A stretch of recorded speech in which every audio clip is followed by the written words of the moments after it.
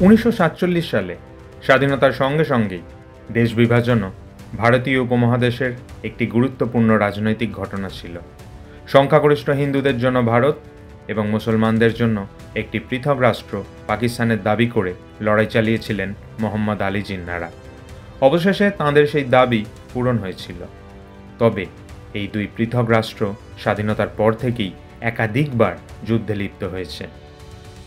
অধিকাংশ ভারত পাকিস্তান যুদ্ধ কাশ্মীরের অধিকারকে কেন্দ্র করে ঘটেছে। তবে কেবল কাশ্মীর নয়, কখনো বাংলাদেশ বা কখনো গুজরাতের কচ্ছ মরু অঞ্চলের কর্তৃত্ব নিয়েও যুদ্ধ পরিস্থিতি তৈরি হয়েছে। 1947 সালে স্বাধীনতার পর থেকে 2025 সালের আগে পর্যন্ত সরকারিভাবে মূলত 4 বার ভারত ও পাকিস্তান একে অপরের সঙ্গে যুদ্ধে লিপ্ত হয়েছে। আমরা এই ভিডিওতে মূলত সেই 4টি ভারত পাকিস্তান যুদ্ধের বিভিন্ন দিক নিয়ে আলোচনা করব।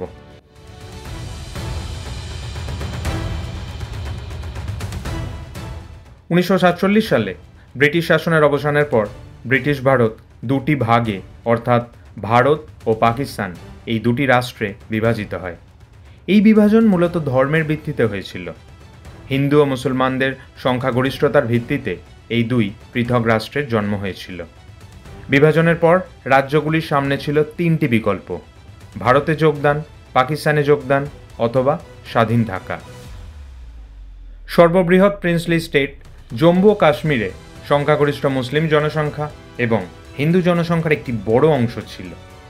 জম্মু ও কাশ্মীরকে যখন বেছে নিতে বলা হয় যে তার বিভিন্ন অঞ্চলকে কোন দেশের সঙ্গে যুক্ত করা হবে, তখন কাশ্মীরের মহারাজা হরি সিং প্রাথমিকভাবে কাশ্মীরের স্বাধীনতা চেয়েছিলেন। সেই সময় পাকিস্তানের সেনাবাহিনীর সহায়তায় উপজাতীয় ইসলামিক বাহিনী জম্মু ও কাশ্মীরের কিছু অংশ আক্রমণ করেছিল। এর ফলে এক যুদ্ধ পরিস্থিতি তৈরি হয়। এই যুদ্ধ প্রথম কাশ্মীর যুদ্ধ নামেও ইতিহাসে পরিচিত। এই আকস্মিক আক্রমণের ফলে উপায়ান্তর না দেখে মহারাজা হরি সিং সামরিক সহায়তা পাওয়ার জন্য জম্মু ও কাশ্মীরকে ভারতীয় অধিরাজ্যের অন্তর্ভুক্তির চুক্তিতে স্বাক্ষর করতে বাধ্য হন। এই সমস্যাটিকে তখন জাতিসংঘের নিরাপত্তা পরিষদের দৃষ্টিগোচর করা হয়েছিল এবং 1948 সালে 22 এপ্রিল রেজলিউশন 47 পাশ করা হয়েছিল।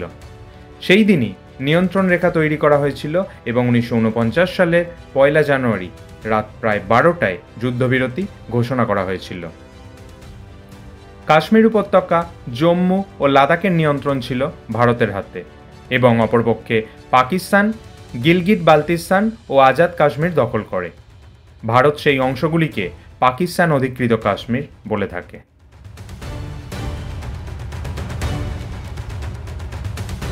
উনিশশো সালে সংঘটিত দ্বিতীয় ভারত পাকিস্তান যুদ্ধটির কেন্দ্রবিন্দুও ছিল কাশ্মীর।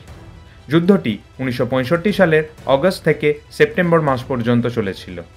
ভারতীয় শাসনের বিরুদ্ধে বিদ্রোহের জন্য জম্মু ও কাশ্মীরে পাক সেনাবাহিনীর অনুপ্রবেশের পরই যা অপারেশন জিব্রাল্টার নামে পরিচিত এই যুদ্ধ সংঘটিত হয়েছিল। যুদ্ধে দুই পক্ষেরই অনেক প্রাণহানি ঘটে এবং উল্লেখ্য যে দ্বিতীয় বিশ্বযুদ্ধের পরে এই যুদ্ধই সবচেয়ে বড় ট্যাঙ্ক যুদ্ধের দৃষ্টান্ত ছিল।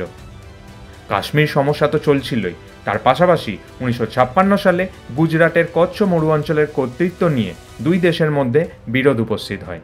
সেই বিরোধ সাময়িক স্থগিত হয় সেই অঞ্চলের কর্তৃত্ব ভারতের হাতে এলে। এরপর 1965 সালের জানুয়ারিতে ভারত নিয়ন্ত্রিত অঞ্চলে পাক সেনা টহল দিতে থাকে। 8 এপ্রিল উভয়ই কচ্ছ অঞ্চলে একে অপরের পোস্টে আক্রমণ করে। পাকিস্তানের পর অপারেশন ডেজার্ট হকের সূচনা করে এবং ভারতের কিছু পোস্ট দখলে সমর্থ হয়। দুই পক্ষের মধ্যে পরিস্থিতি উত্তপ্ত হয়ে উঠতে থাকে। জুন মাসে ব্রিটিশ প্রধানমন্ত্রী হ্যারল্ড উইলসন দুই দেশকেই তাদের শত্রুতা শেষ করতে রাজি করান এবং উভয় দেশই 30 জুন আন্তর্জাতিক বিচার আদালতের মাধ্যমে বিতর্কিত সীমান্ত নিষ্পত্তির জন্য একটি ট্রাইব্যুনাল গঠন করে। 1968 সালে ট্রাইব্যুনাল রায় দেয় এবং পাকিস্তান কচ্ছ অঞ্চলে দাবিকৃত 3500 বর্গমাইল ভূমির মধ্যে মাত্র 320 বর্গমাইল ভূমি লাভ করে। কচ্ছের সাফল্যের পর এবং 1962 সালে চীনের নিকট ভারতের পরাজয়ের প্রেক্ষিতে ফিল্ড মার্শাল আইয়ুব খানের নেতৃত্বাধীন পাকিস্তানের ধারণা হয়েছিল কাশ্মীরের বিরোধপূর্ণ অঞ্চলে পাকিস্তানের আকস্মিক ও দ্রুতগতির আক্রমণ ভারতীয় সেনাবাহিনী প্রতিহত করতে সক্ষম হবে না। তাছাড়াও পাকিস্তান মনে করেছিল কাশ্মীরের মানুষ ভারতের শাসনের প্রতি অসন্তুষ্ট এবং কিছু অনুপ্রবেশকারী সেখানে প্রতিরোধ গড়ে তুলতে সক্ষম হবে। তাই পাকিস্তান অপারেশন জিব্রাল্টার পরিচালনার মাধ্যমে কাশ্মীরে কিছু অনুপ্রবেশকারী পাঠিয়ে দেয়। তবে স্থানীয় কাশ্মীরি জনগণ এই ব্যাপারে ভারত সরকারকে সচেতন করে দিলে পাকিস্তানের পরিকল্পনা ব্যর্থ হয়ে যায়। পাকিস্তানি সৈন্য কাশ্মীরিদের ছদ্মবেশে লাইন অফ কন্ট্রোল অতিক্রম করে গেলে ভারতীয় সৈন্যরা 15ই আগস্ট যুদ্ধবিরতি রেখা অতিক্রম করে এবং একাধিক গুরুত্বপূর্ণ শৃঙ্গ দখল করে নেয়। 28 আগস্টের মধ্যে পাক অধিকৃত কাশ্মীরের হাজি পীর পাস ভারতীয় সেনা দখল করে নেয়। 1 সেপ্টেম্বর পাকিস্তান জম্মু ও কাশ্মীরের গুরুত্বপূর্ণ শহর আখনুর দখল করে ভারতীয়দের যোগাযোগ ব্যবস্থা বিচ্ছিন্ন করে তাদের রসদ সরবরাহের পথ রুদ্ধ করতে চেয়েছিল। এই জন্যেই অপারেশন গ্র্যান্ড স্ল্যামের পরিকল্পনা করে তারা। পাকিস্তানি সৈন্যরা উন্নত প্রযুক্তির ট্যাঙ্ক নিয়ে গোলাবর্ষণ করতে করতে অগ্রসর হয়। ভারতীয় সৈন্য হতভম্ব হয়ে পড়ে। ভারত সরকার ঠিক করে ভারতীয় বিমান বাহিনীর সাহায্যে পাকিস্তানি আক্রমণ রোধ করবে। কাশ্মীর ও পাঞ্জাবে পাকিস্তানি বিমান হামলা চালালেও অন্যদিকে ভারত পাকিস্তানের পাঞ্জাব আক্রমণ করে। ফলে প্রতিরক্ষার জন্য পাকিস্তানকে সৈন্য স্থানান্তর করতে হয় এবং আখনুর শহরের দখল চলে গিয়ে অপারেশন গ্র্যান্ড স্ল্যাম ব্যর্থ হয়ে যায়। কার্গিলের নিকটস্থ উচ্চভূমি এবং শ্রীনগর লে রাস্তার দখল পাকিস্তানিরা নিয়ে নিলেও ভারতীয় সেনা তাদের সেখান থেকে হটিয়ে দিতে সক্ষম হয়। 6 সেপ্টেম্বর ভারতীয় সেনা পশ্চিম সীমান্তে আন্তর্জাতিক সীমা র্যাডক্লিফ লাইন অতিক্রম করে। সেদিনই ইশোগিল খালের পশ্চিম পারে পাকিস্তানি বাহিনীর সঙ্গে যুদ্ধ হয়। 6 সেপ্টেম্বর অপর এক প্রান্তে পাকিস্তানের বর্কি শহর ভারতীয় সেনা দখল করে নেয়, যা লাহোর বিমানবন্দরের খুবই কাছে অবস্থিত ছিল। এই সময় আমেরিকা লাহোর থেকে সাধারণ নাগরিকদের বের করে নেয়ার জন্য সাময়িক যুদ্ধবিরতির জন্য আহ্বান জানায়। কেবল ট্যাঙ্ক ও বিমান বাহিনীর সাহায্যে যুদ্ধ ছাড়াও এই যুদ্ধে নৌবাহিনীও বিশেষ ভূমিকা নিয়েছিল। পাকিস্তান নৌবাহিনীর একটি ফ্লোটিলা ভারতীয় নৌবাহিনীর রাডার স্টেশন উপকূলীয় শহর দ্বারকায় বোমা বর্ষণ করে, যা অপারেশন দ্বারকা নামে পরিচিত। তবে ভারত এই যুদ্ধকে মূলত স্থলপথেই রাখতে চেয়েছিল এবং সেই অনুযায়ী পরিকল্পনায় সফল হয়েছিল। যুদ্ধের নির্দিষ্ট ফলাফল পাওয়া না গেলেও দুই পক্ষই নিজেদের বিজয়ী বলে দাবি করতে থাকে। ভারত দাবি করেছিল পাকিস্তানের 1920 বর্গ কিলোমিটার এলাকা দখল করেছে। অন্যদিকে পাকিস্তান দাবি করেছিল তারা ভারতের 550 বর্গ কিলোমিটার দখল করেছে। ভারতের দখলীকৃত অংশের মধ্যে মূলত শিয়ালকোট, লাহোর এবং কাশ্মীরের বিভিন্ন উর্বর অংশ ছিল। অন্যদিকে পাকিস্তান ভারতীয় মরু অঞ্চল ও কাশ্মীরের সাম্বো সেক্টরের দখল নিতে পেরেছিল। নিরপেক্ষ মত অনুসারে যুদ্ধবিরতির সময় ভারতের পাল্লা ভারী ছিল। অবশেষে দুই দেশের অনেক ক্ষয়ক্ষতির পরে 20 সেপ্টেম্বর জাতিসংঘের নিরাপত্তা পরিষদে সর্বসম্মতিক্রমে একটি প্রস্তাব পাশ করে, যেটি 48 ঘন্টার মধ্যে দুই দেশের কাছ থেকে নিঃশর্ত যুদ্ধবিরতি চেয়েছিল। মার্কিন যুক্তরাষ্ট্র এবং সোভিয়েত রাশিয়া ভারত পাকিস্তানের মধ্যে সংঘর্ষের বৃদ্ধি রোধ করার জন্য কূটনৈতিক হাতিয়ার ব্যবহার করেছিল। সোভিয়েত প্রিমিয়ার আলেক্সি কোসিগিনের নেতৃত্বে তাশখন্দে, যা বর্তমানে উজবেকিস্তানে অবস্থিত, সেখানে শান্তি আলোচনার আয়োজন করে, যেখানে ভারতের প্রধানমন্ত্রী লাল বাহাদুর শাস্ত্রী এবং পাকিস্তানের রাষ্ট্রপতি মোহাম্মদ আইয়ুব খান 1966 সালের 10ই জানুয়ারি তাশখন্দ ঘোষণাপত্রে স্বাক্ষর করেন। প্রসঙ্গত, এই আলোচনার পরই লাল বাহাদুর শাস্ত্রীর রহস্যজনকভাবে মৃত্যু ঘটে।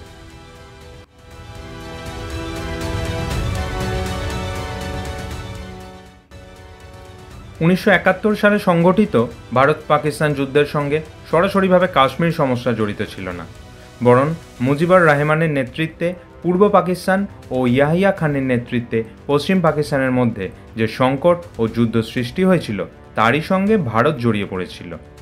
1971 সালের এই লড়াই ছিল বাংলাদেশের স্বাধীনতার লড়াই।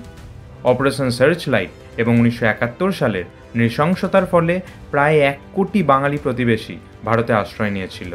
তখন বাংলাদেশের চলমান স্বাধীনতা যুদ্ধে ভারত হস্তক্ষেপ করেছিল। বাঙালি শরণার্থীদের নিরাপদ আশ্রয় দিতে ভারত সরকার পূর্ব পাকিস্তান ভারত সীমান্ত খুলে দিয়েছিল।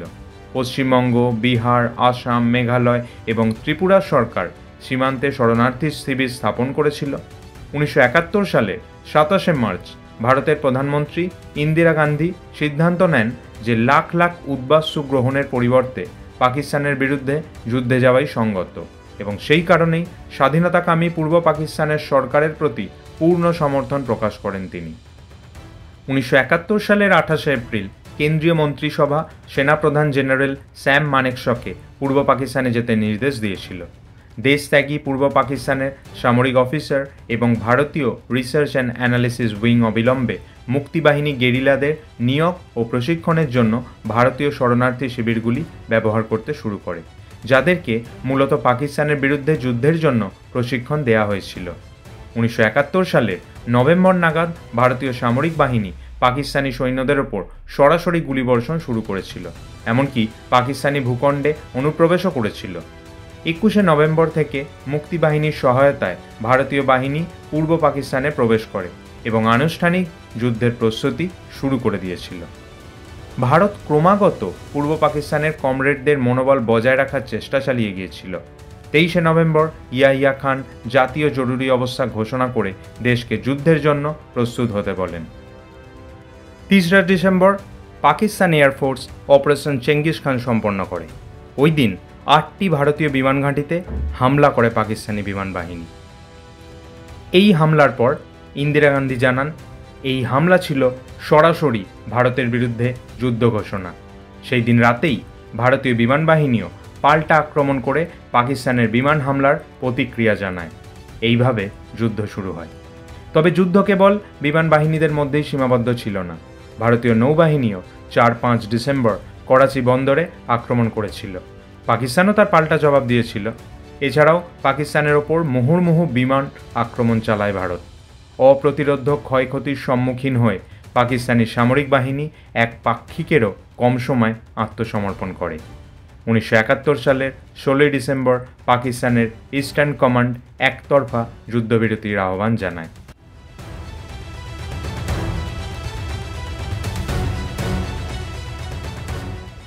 1999 সালে সংঘটিত ভারত পাকিস্তান যুদ্ধ সাধারণত কার্গিল যুদ্ধ নামে পরিচিত।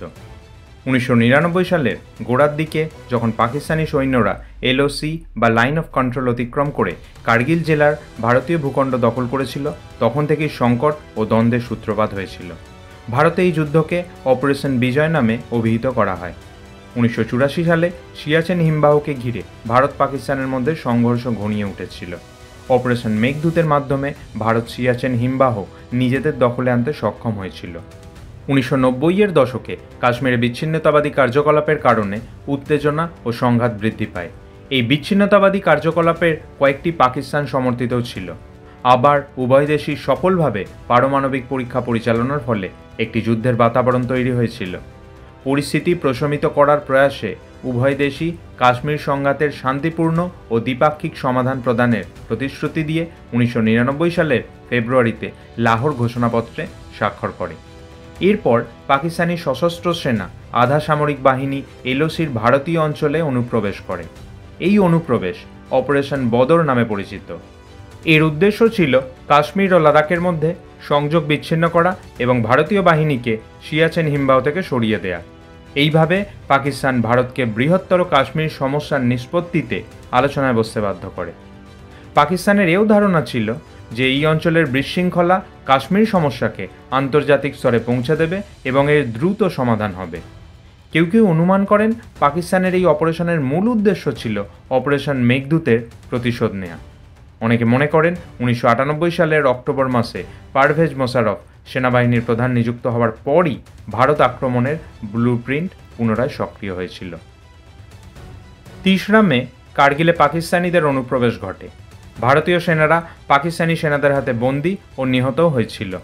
ক্রমাগত গোলাবর্ষণ করে ভারতীয়দের অনেক ক্ষতি করে দিয়েছিল পাক সেনারা। মে মাসের মাঝামাঝি ভারত কার্গিলে আরও অনেক সৈন্য মোতায়েন করে। ভারতীয় বিমান বাহিনী সন্দেহভাজন অনুপ্রবেশকারীদের ওপর বিমান হামলাও শুরু করেছিল। ভারতীয় সেনাবাহিনীর সঙ্গে বিমান বাহিনী মিলিত হয়ে যে পাক বিরোধী অভিযান চালায় তা অপারেশন নিরাপদ সাগর নামে পরিচিত। কার্গিল যুদ্ধের অন্তর্গত একটি গুরুত্বপূর্ণ যুদ্ধ ছিল তোলোলিংয়ের যুদ্ধ, যাতে ভারত সফলতা পায়। যুদ্ধ চলাকালীন 15 জুন মার্কিন যুক্তরাষ্ট্রের প্রেসিডেন্ট বিল ক্লিন্টন পাকিস্তানের তৎকালীন প্রধানমন্ত্রী নওয়াজ শরীফকে অবিলম্বে কার্গিল থেকে সমস্ত পাকিস্তানি সেনা ও অনিয়মিত সেনাদের প্রত্যাহার করবার কথা বলেন, এক প্রকার বাধ্যই করেন। তাদের সরকারের চাপে পাকিস্তানি বাহিনী ভারত শাসিত কাশ্মীর থেকে পিছু হাঁটা শুরু করে। প্রেসিডেন্ট ক্লিন্টনের সঙ্গে বৈঠকের পর নওয়াজ শরীফ আনুষ্ঠানিকভাবে কার্গিল থেকে পাকিস্তানি সেনাবাহিনীর প্রত্যাহারের ঘোষণা করেন। ভারতের প্রধানমন্ত্রী অটল বিহারী বাজপেয়ী অপারেশন বিজয়কে সফল ঘোষণা করেন। এই যুদ্ধে পাকিস্তানের নর্দার্ন লাইট ইনফ্যান্ট্রির অনেক ইউনিট ব্যাপকভাবে হতাহত হয়, ফলে পাকিস্তানি বাহিনীর মনোবল ভেঙে যায়। 26শে জুলাই আনুষ্ঠানিকভাবে কার্গিল যুদ্ধ সমাপ্ত হয়েছিল। এই 4টি গুরুত্বপূর্ণ যুদ্ধ ছাড়াও বিভিন্ন সময় ভারত ও পাকিস্তানের মধ্যে নানা রকম সংঘাত লেগেই আছে। বেলুচিস্তানের বিদ্রোহ, আফগান সংঘাত ইত্যাদি ছাড়াও একাধিকবার ভারত পাকিস্তানের মধ্যে সীমান্ত নিয়ে নানা রকম সংঘাত লেগেই আছে। আজও ভারত পাকিস্তান দুটি প্রতিবেশী দেশ প্রায় গোলাগুলি বর্ষণে লিপ্ত হয়। ভিডিওটি ভালো লাগলে লাইক এবং শেয়ার করবেন। কেন করবেন? কারণ সব বাংলায় গত প্রায় 10 বছর ধরে বাংলা ভাষায় সঠিক ও নিরপেক্ষ তথ্যভাণ্ডার গড়ে তুলতে আপ্রাণ চেষ্টা করছে। সস্তায় জনপ্রিয় হওয়ার মতো ভিডিও সব বাংলায় বানায় না, অনেক পড়াশোনা করে বাঙালির জন্য বানায় এই সমস্ত ভিডিও। আগামী প্রজন্মের জন্য বাংলা ভাষাকে বাঁচিয়ে রাখার জন্য এই ধরনের কাজে আপনার একটি লাইক ও শেয়ার মূল্যবান। কারণ এভাবেই আমরা প্রমাণ করতে পারি সস্তার জনপ্রিয়তা নয়, বাঙালি সুস্থ সংস্কৃতির পাশে চিরকাল ছিল, আছে, থাকবে।